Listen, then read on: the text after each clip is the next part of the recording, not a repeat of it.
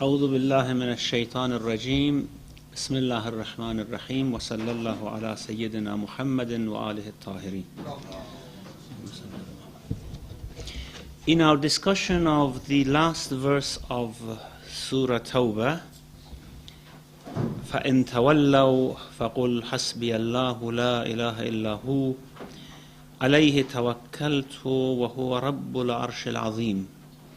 We came to the concept of Arsh at the very end of the surah, and as I said, it really deserves an independent discussion to verify what the meaning of Arsh is, especially since this concept is repeatedly mentioned in the Quran and in the Hadith. And of course, people have mentioned different views about what the reality and quality of the Arsh might be. Now, what I will mention here is mainly taken from Al-Mizan of Allama Tabatabai. And his views, of course, are in line with the view of Shiite ulama, which is completely different from the view of Sunni ulama when they explain such concepts mentioned in the Quran. If you go to the books of exegesis, you would see that in Sunni exegesis they have mainly mentioned one view, and that is this is from mutashabahat of the Quran, and we just believe in it, we don't know what is the meaning of Arsh.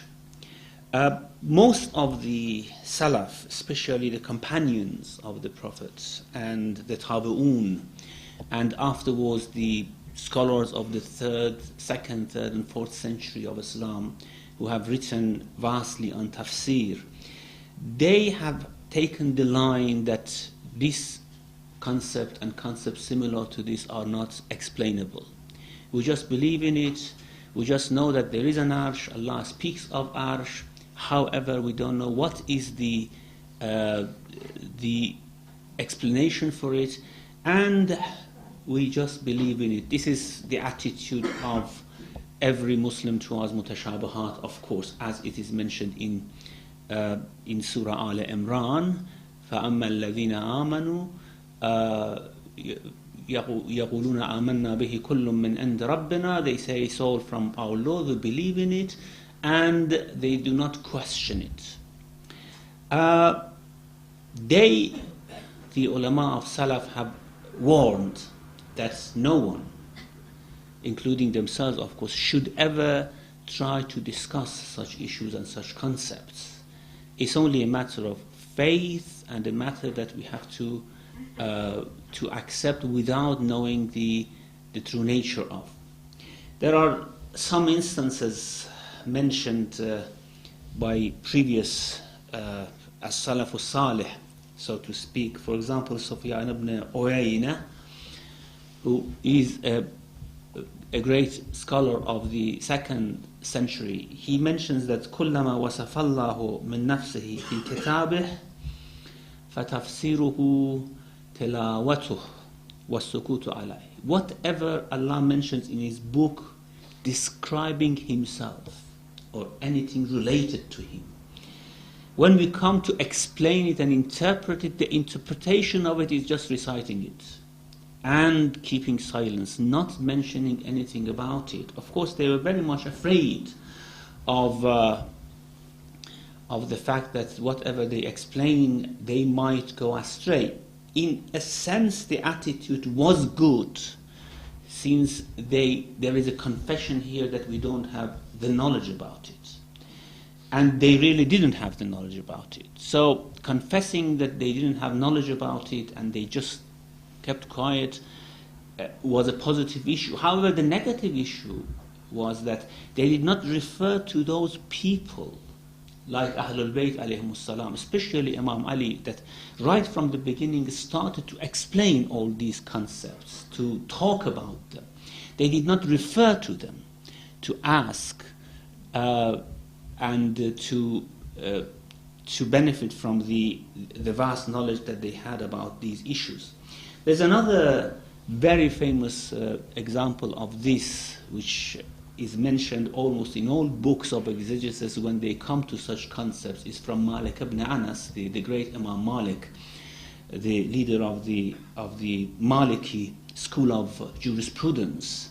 Of course, Malik was a muhaddith more than a jurist, and therefore he spoke about all issues concerning faith, not only about jurisprudence.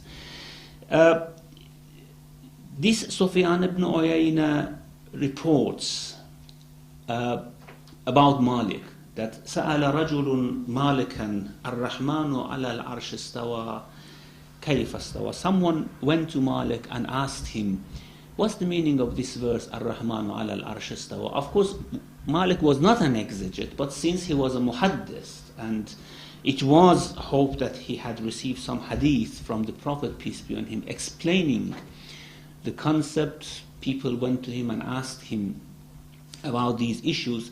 So someone went to him and asked him, what's the meaning of Ar-Rahman al-Arsh istawa?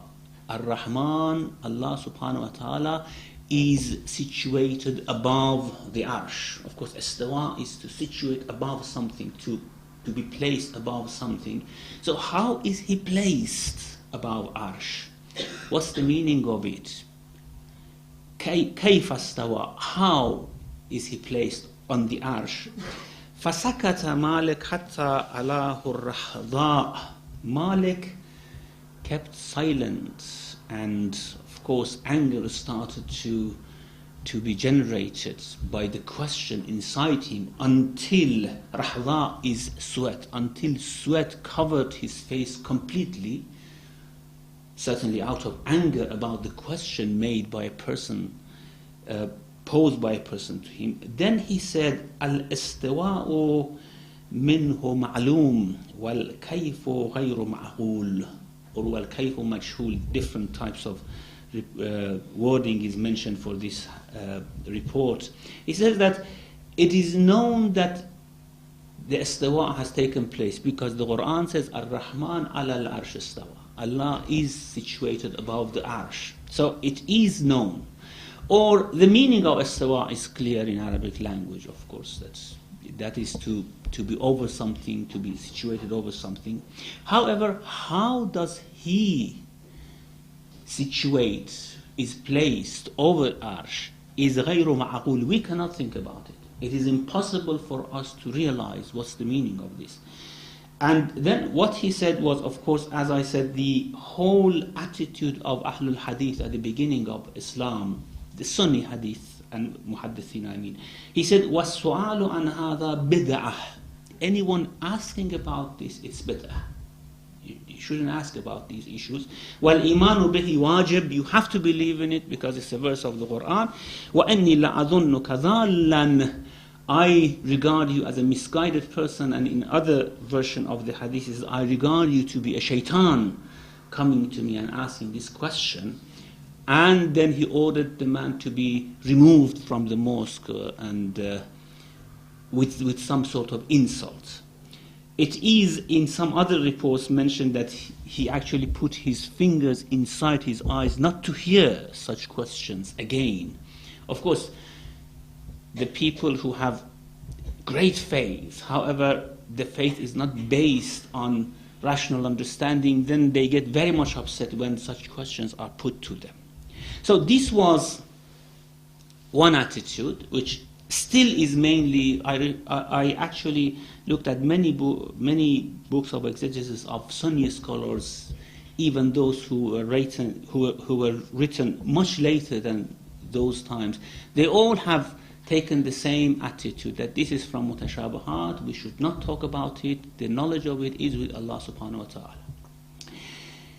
There were, however, more rational type of exegetes who tried to make some conformity between the Quran and the contemporary knowledge of their time, and therefore they tried to find a meaning for Arsh which would fit inside the systematic knowledge of people of that time about the whole universe, and mainly that was the Ptolemaic system of universe, which which was very famous and accepted by everyone at that time.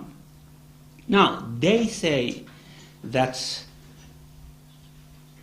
according to Ptolemy, according to the system of Ptolemy, the whole world is created of 9 spheres, which are 9 firmaments. And they are one surrounding the other, 9 firmaments, one surrounding the other.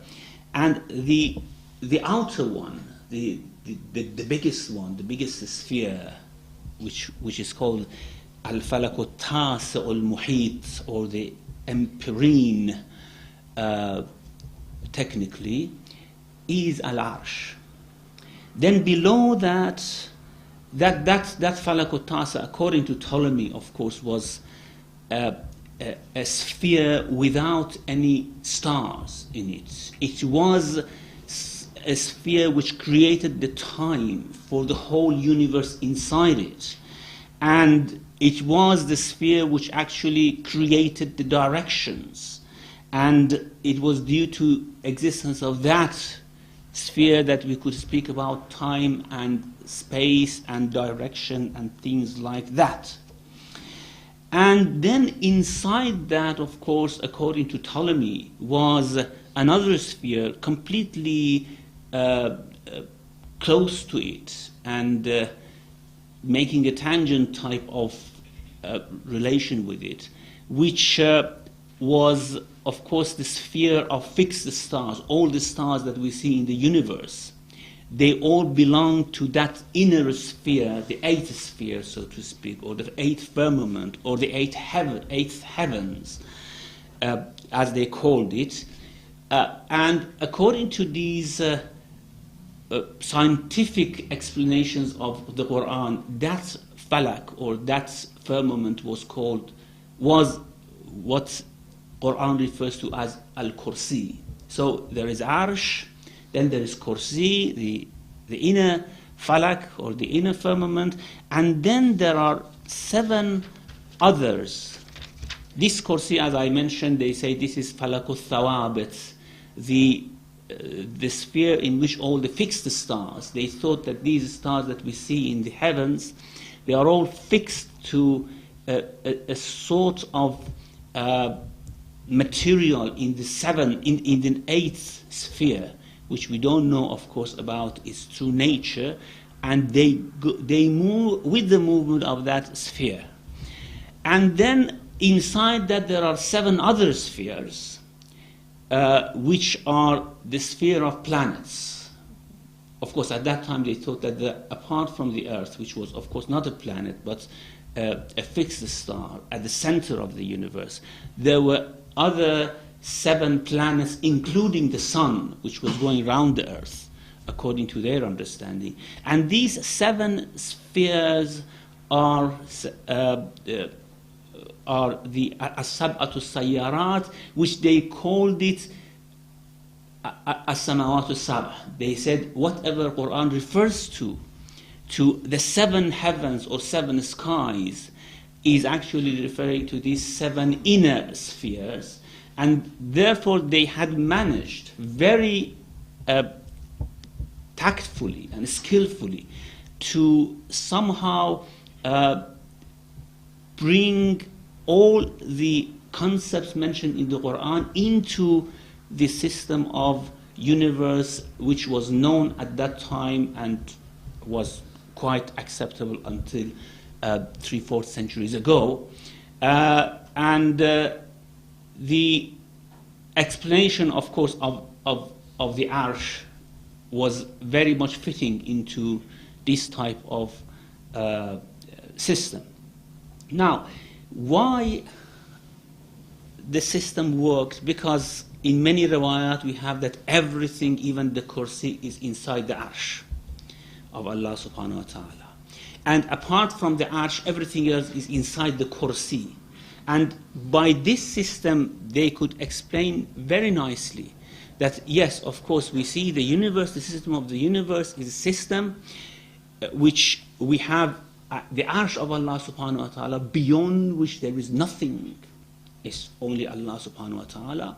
And then inside is, as we have according to ahadith, this is mainly, of course, what Shi'i scholars were very, very fond of, who were more rational than their Sunni counterparts in exegesis. Of course, we had some Sunni ulama who had mentioned the view as well.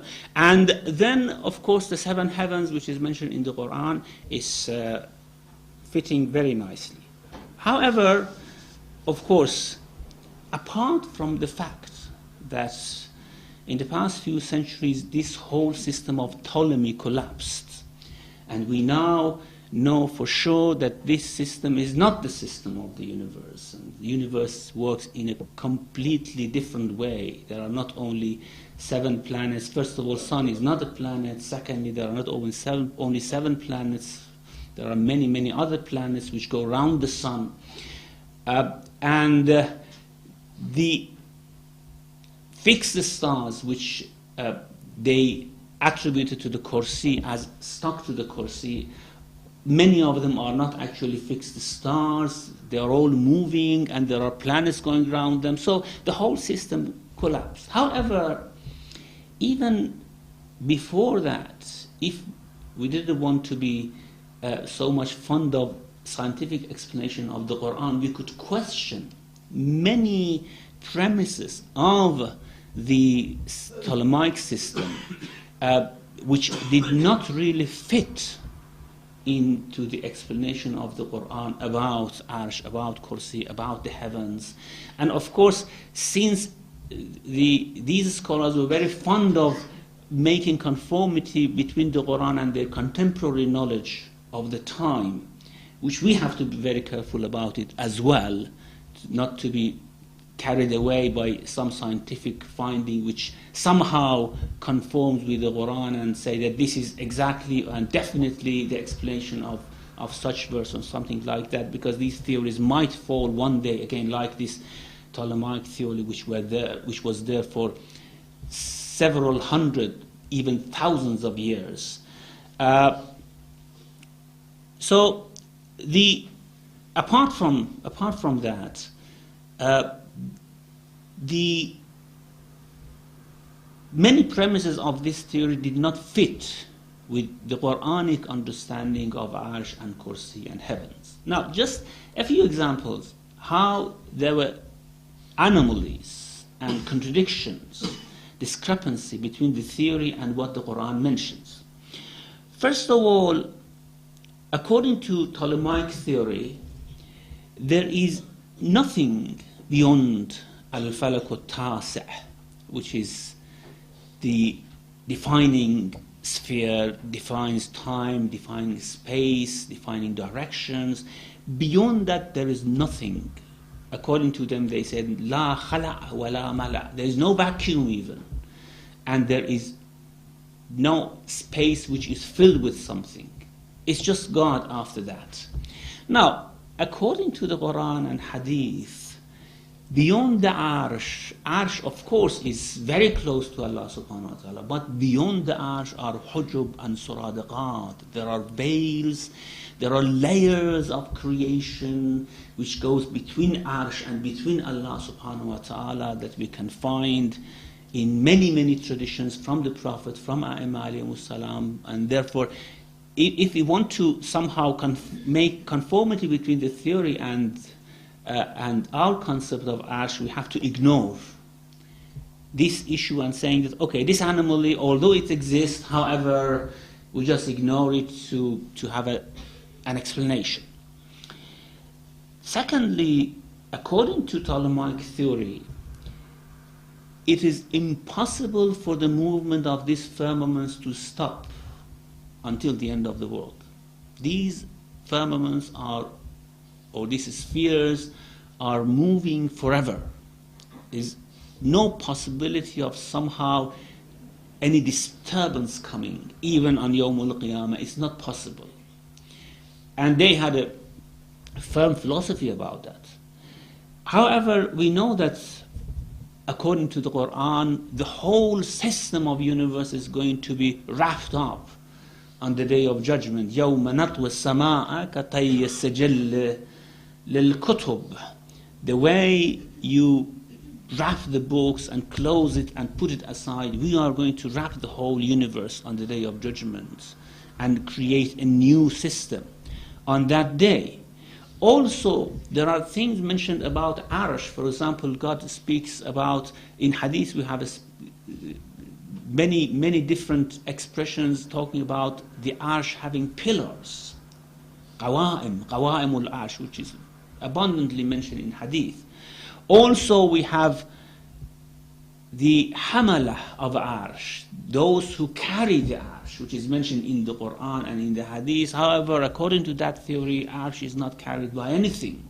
It is which carries everything in it. Then they say that another thing which is more problematic than these issues is that these spheres are touching each other in a way that there is no space between them, and nothing can exist between these spheres, although they are spheres one round the other, but they are like touching circles which go round each other, and there is no possibility of anything living there. So in the 7 skies, for example, 7 heavens, there's no possibility of living there. While religion tells us that there are lots and lots of inhabitants living in these heavens and in these skies, which of course is completely against the Ptolemaic theory. And we have in Hadith that لَيْسَ فِيهَا مَوْضُعُ إِرْهَابٍ, and this is in Nahj al-Balagha, لَيْسَ فِيهَا مَوْضُعُ إِرْهَابٍ إِلَّا وَفِيهِ مَلَكٌ سَاجِدٌ أَوْ رَاكِعٌ. مَلَكٌ سَاجِدٌ أَوْ رَاكِعٌ.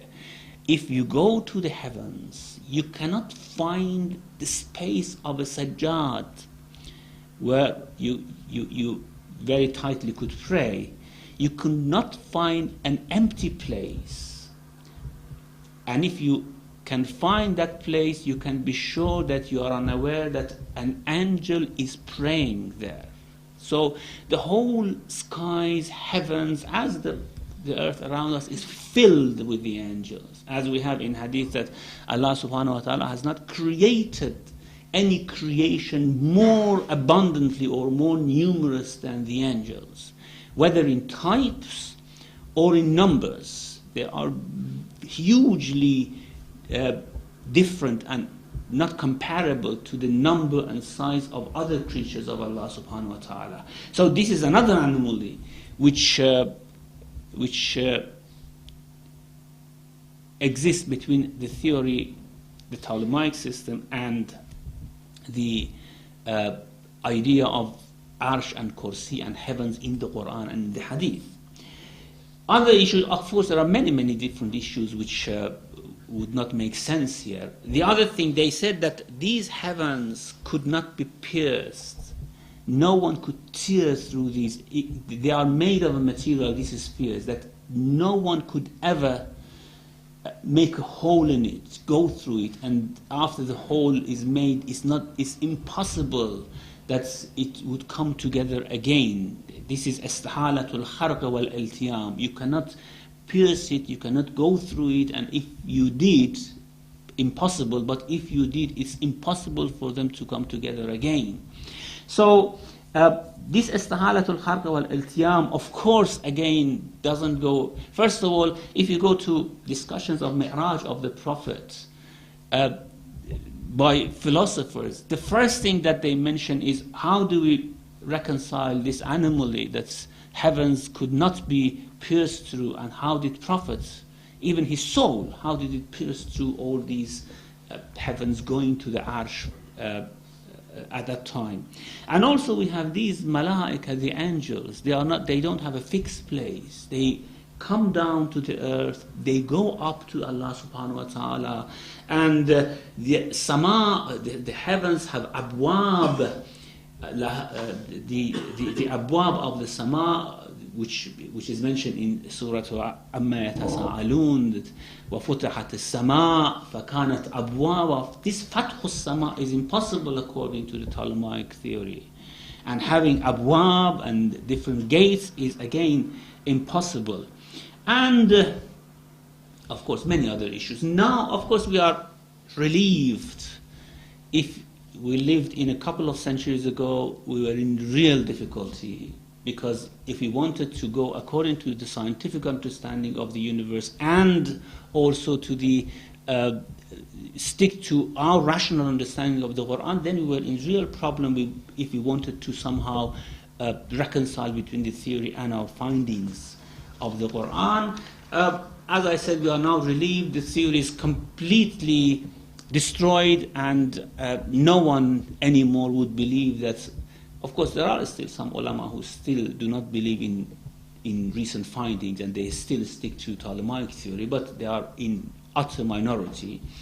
And I remember even at that time when the first people had landed on the moon in 1960s, I think it was, there were some ulama discussing that it is impossible according to Ptolemaic theory, and therefore all this is a sham, all this is a lie.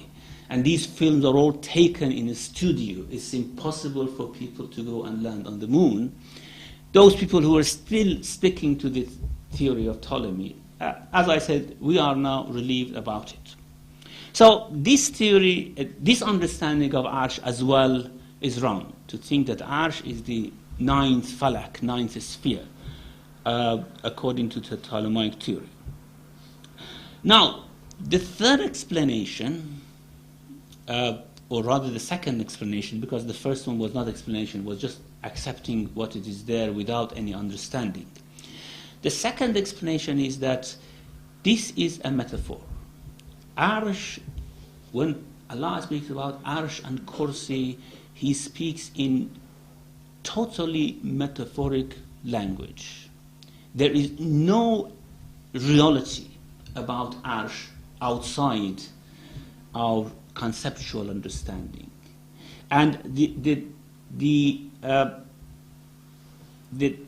metaphor is that since a ruler, a king, when they want to administer their country, they go and sit on their arsh, on the throne, or on a kursi, on the chair of rulership.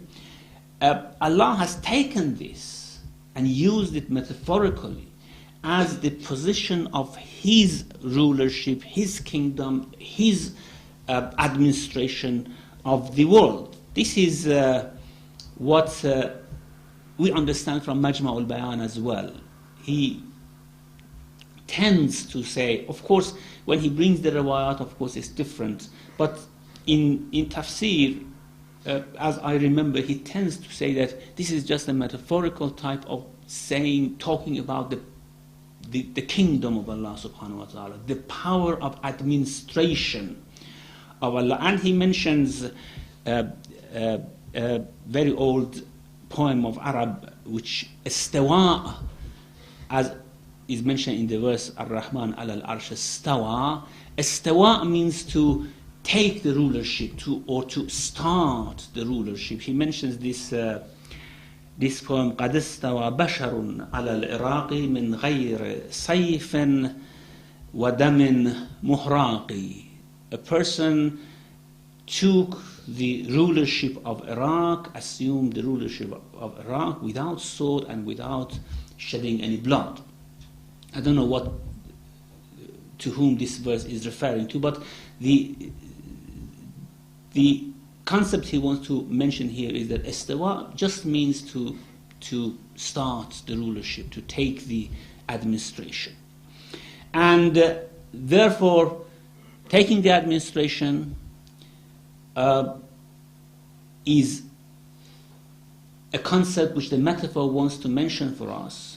Or, since in many verses we have that Allah created the heavens and the earth, ثُمَّ اسْتَوَى عَلَى الْعَرْشِ. For example, in Surah Hadid we have هُوَ الَّذِي خَلَقَ السَّمَاوَاتِ وَالْأَرْضَ فِي سِتَّةِ أَيَّامٍ ثُمَّ اسْتَوَى عَلَى الْعَرْشِ. He created heavens and earth in 6 phases, and then He sat on the throne. And this sitting on the throne, since usually, of course, even when someone is a ruler already, because we know Allah was a ruler before creating the earth and heaven. However, even when someone is already a ruler, a king, when every day they want to start, they want to initiate the administration of their country, they go to their office and they sit on the throne, then about Allah subhanahu wa ta'ala, we can say that after He created the heavens and earth as a ruler, as a king of the universe, then He started the administration. And this is the metaphor which is in mind here, ashru'u fi tadbir al-umur, starting to administer, to work out the measurements which are already done, already made, for the whole course of creation. Now, according to, as I said, this idea of metaphorical aspect of concepts of Arsh and Kursi is widely accepted even by people like the author of Majma'ul Bayan, Sheikh At-Tabrasi. However, according to Allama Tabatabai, he says that when we go to traditions, then it is difficult. And in some verses of the Quran, we cannot, there are some verses of the Quran that is impossible for us to take metaphor as metaphor, sheerly metaphor, and then think that there is no reality whatsoever, even in a way which is not understandable for us. He says that although, of course, this being a metonym, a kanaya, is understandable, that Allah subhanahu wa ta'ala takes the concept of Arsh, of a ruler, and says that, okay, as a ruler sits on his throne, I have sat on my throne. However, there is a reality for this throne that we have to find out about it. Although the metaphor is there, Allah has used the concept of rulers sitting on their throne. However, the rulers have a throne.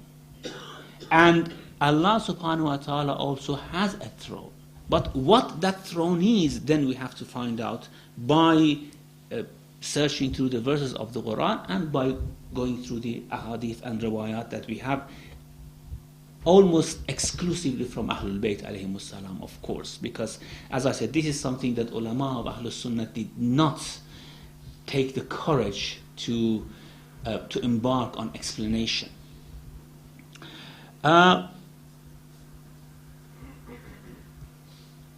To explain this, Allama mentions that okay, Allah uses our language to explain His own attributes and His own positions. He talks about His kingdom, and we know what kingdom is in this world. He talks about walaya, His walaya over the world. And we know what walaya means, guardianship, looking after something in this world. He talks about rulership, for example, about ownership. He owns the universe, and we know what is ownership, of course. And He has taken all these concepts from our language to explain His position. However, when Allah uses these words, we should be careful that when He uses it about Himself, with regards to Himself, we have to differentiate, or we have to somehow divest the concept from their humanly attributes or qualities. Now, when we talk about kingdom on the earth is a conventional thing. You choose someone, you give him the kingdom, or someone comes and claims a kingdom. There is no reality behind this, of course. Or even our ownership of things. There is no reality behind it. It's just a convention that you own this house. It's written somewhere. And then, of course, you have the benefits of that convention. The property never, ever is a part of you or belongs to you in reality. It's just in our world of conception that things start to belong to us, to be taken away from us, and so on and so forth. We should know that with regards to Allah subhanahu wa ta'ala, when He talks about kingdom or ownership of the universe, He doesn't talk in this vein of conventional type of kingdom, conventional type of ownership. And therefore, when He says that He owns the universe, it means that the universe cannot be taken away from Him, as our properties could be taken away from us. This is the contrast, of course, this is the difference. We have, when we use these concepts about Allah subhanahu wa ta'ala, we have to differentiate between the two. And therefore, when He talks about Arsh, although the concept is taken from our world, from our environment, first of all, we shouldn't be anthropomorphistic about God. As some people, I forgot to mention this, in some parts of Ahlus Sunnah, there were another explanation, I'm sorry I skipped that, which takes this Arsh and Allah sitting on it as something completely happening outside in the world. That there is a throne, which is, of course, a very huge throne, placed somewhere in the seventh heavens, and Allah sits on it. And in many explanations, they say that Allah comes every night of Jum'ah, He stands up from that throne, comes to the second sky, calls for people who ask, who wants to do istighfar, and then He goes back there. This is another explanation, of course, which is mentioned in some books. These are completely rejected by Shias, certainly, and by Mu'tazilites. Some parts of Ahlul Sunnah have accepted this. These are mushabbiha, and according to us, all their explanations are outside the religion. And the anthropomorphistic understanding of God, of course, is something which is very, very far away from the Quran. Now, Allah says, of course, the metaphor is understandable because we are not anthropomorphistic. However, there should be a reality. As the kingdom of Allah is not like our kingdom, and there's a metaphor or there's a metonym taken from our world, the Arsh as well is a metaphor and a metonym. However, there is a reality for it like kingdom of Allah subhanahu wa ta'ala. And this is, he says, different from examples mentioned in the Quran about God. The metonyms are different from examples. For example, when you say God has a kingdom, we know there is a real kingdom. When we say God has an arsh, we know there is a real arsh. But when God gives us an example about something related to Him, like for example in Surah Nur, He says, Allahu nuru as-samawati wal-ard, mathalu nurihi كمشكاة فيها مصباح المصباح في الزجاجة الزجاجة كأنها كوكب دري. That Allah is the light of heavens and the earth. And the example, this is mathal, example. There's no metaphor here, there's no metonym here. The example of His light is like if you imagine a niche. In that niche there is a lamp. The lamp is covered by a very shining glass, and then يَكَادُ زَيْتُهَا يُضِيءُ وَلَوْ لَمْ تَمْسَسْهُ نَارٌ. The oil of that lamp is so volatile that even if you do not bring any fire close to it, it is as if it wants to burst with fire. And this example, of course, wants to tell us that the light of Allah subhanahu wa ta'ala is everywhere. It needs just a little ignition from your heart. If you have that little ignition, the light would burst into your soul. And anyone who wants that light of Allah subhanahu wa ta'ala, just by very simple ignition of the soul and of the heart, the light would burst into your soul and would enlighten the whole environment of your existence. Even if there is no ignition, sometimes it happens that it bursts out with light inside your heart, even if you don't ignite your heart. Sometimes it happens. يَكَادُ زَيْتُهَا يُضِيءُ وَلَوْ لَمْ تَمْسَسْهُ نَارٌ.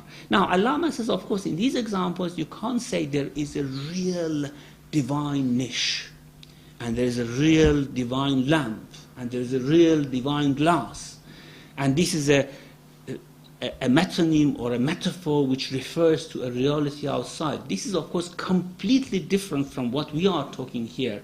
When a concept is cherished, is explained in different ways, however, by using a metonym, a kanaya, a metaphor from our world, this is completely different issue. Now, he says that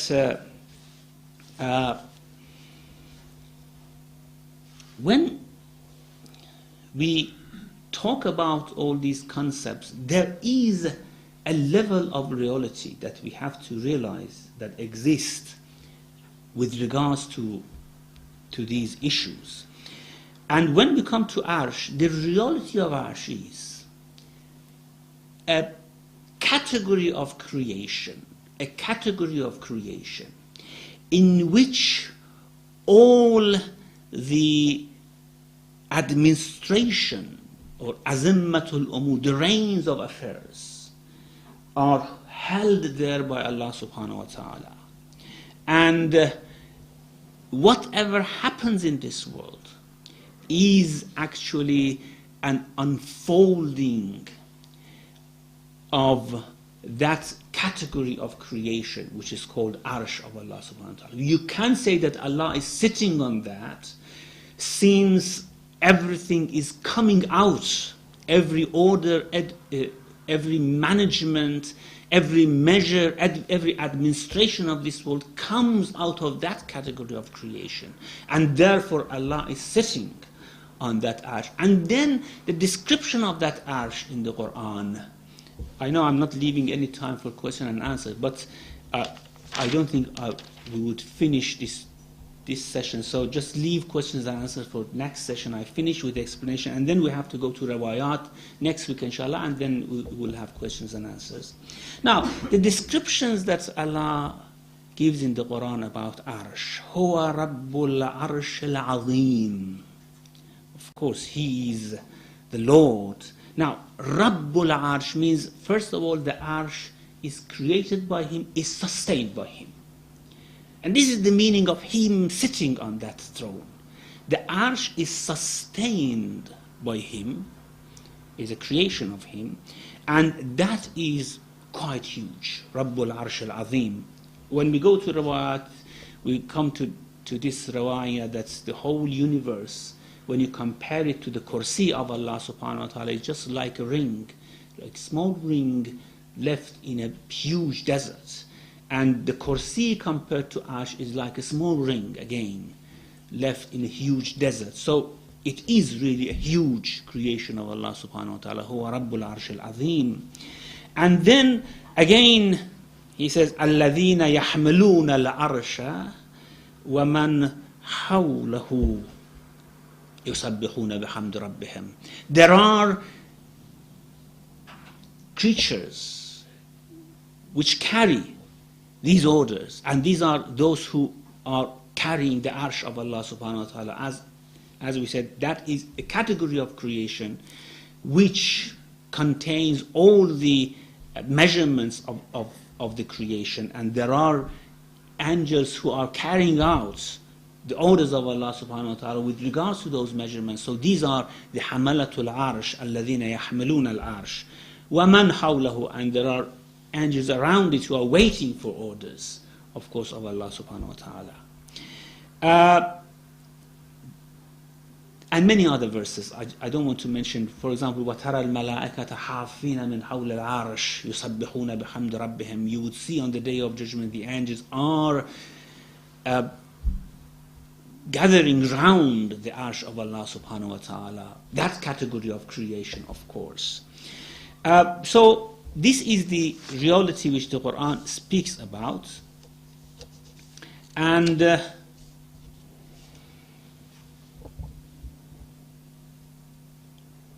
in this Arsh, which is a place where all administration is issued from it,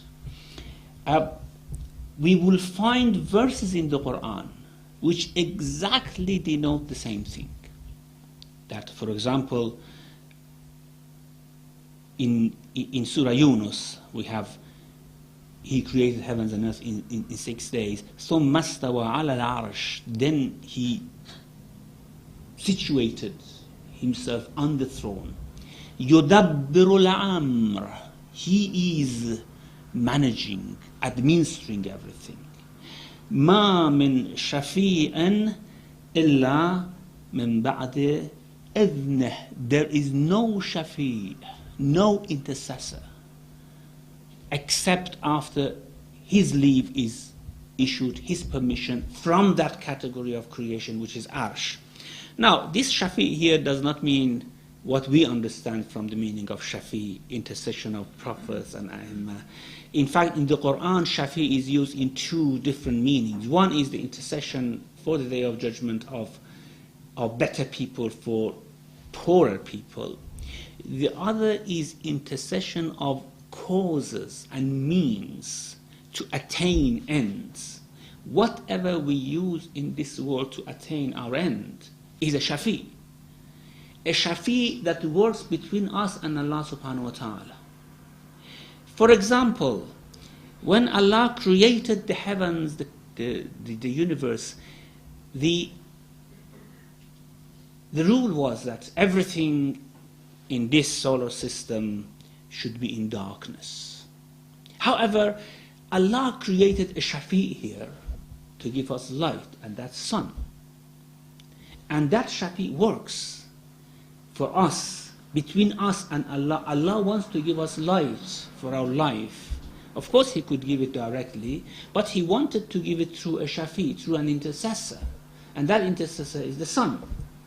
Now, this heat of sun is good, of course. Light and heat is very good, but sometimes it's annoying.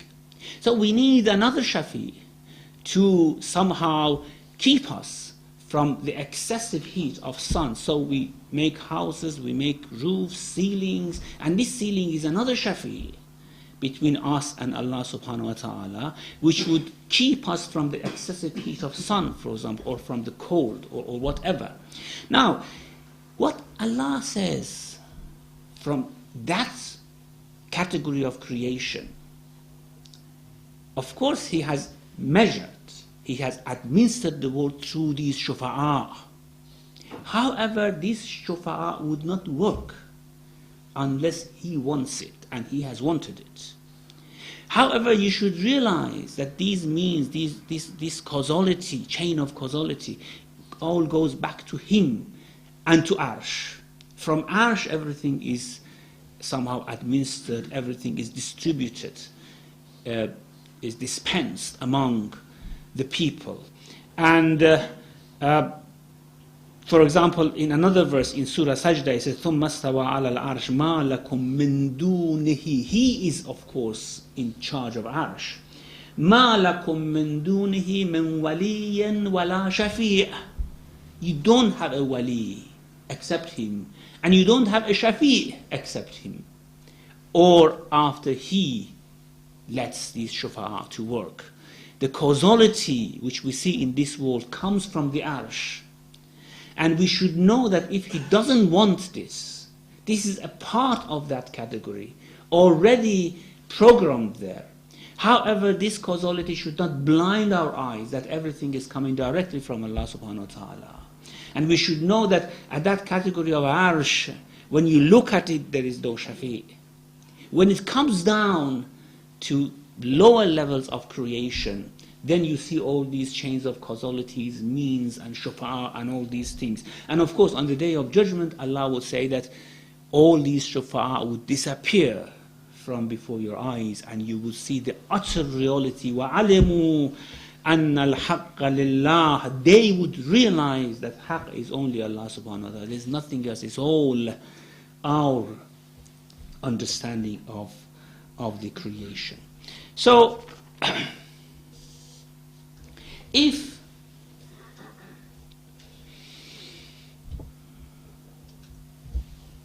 if the Arsh, just to conclude this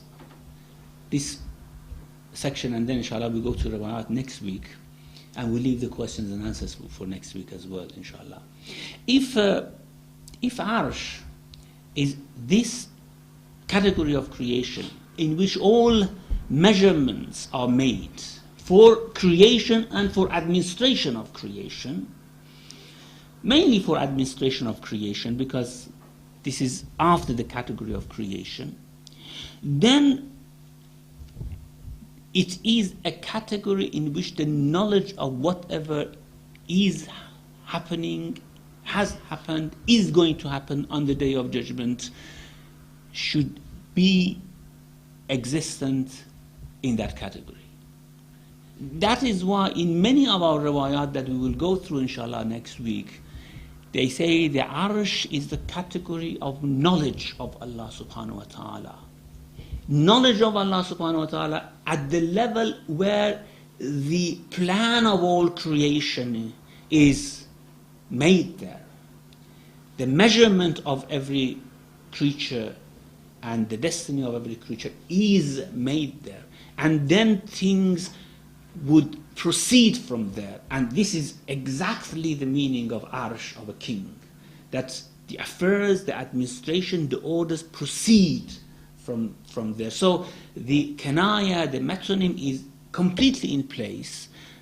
That is a category of knowledge of Allah subhanahu wa ta'ala in which all these measurements are already determined and then they proceed from there.